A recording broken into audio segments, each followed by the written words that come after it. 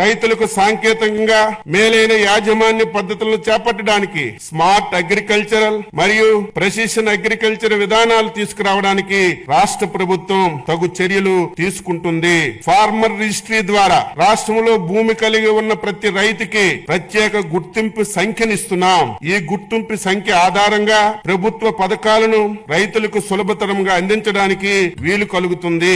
పంట సాగు చేసి ప్రతి వాస్తవ సాగుదారుని వివరాలు ఈ పంటలో నమోదు చేయడం వల్ల అసలైనటువంటి రైతులకు పంటల బీమా, వడ్డీ లేని రుణాలు, మద్దతు ధర, ఇన్పుట్ సబ్సిడీ మొదలగు సంక్షేమ పథకాలు అందిస్తున్నాం.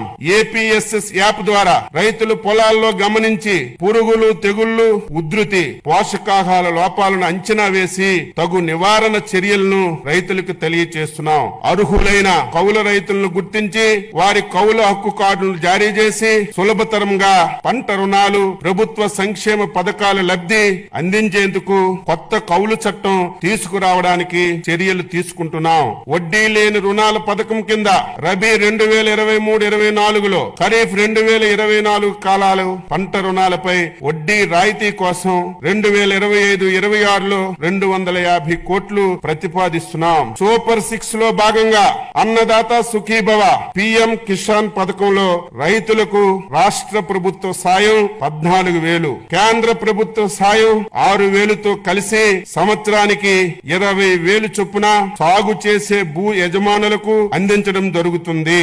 అంతేకాక భూమి లేని కౌలు రైతులకు మొత్తం 20,000 ఆర్థిక సహాయం పూర్తిగా రాష్ట్ర ప్రభుత్వ నిధుల నుంచి ఇవ్వడం జరుగుతుంది.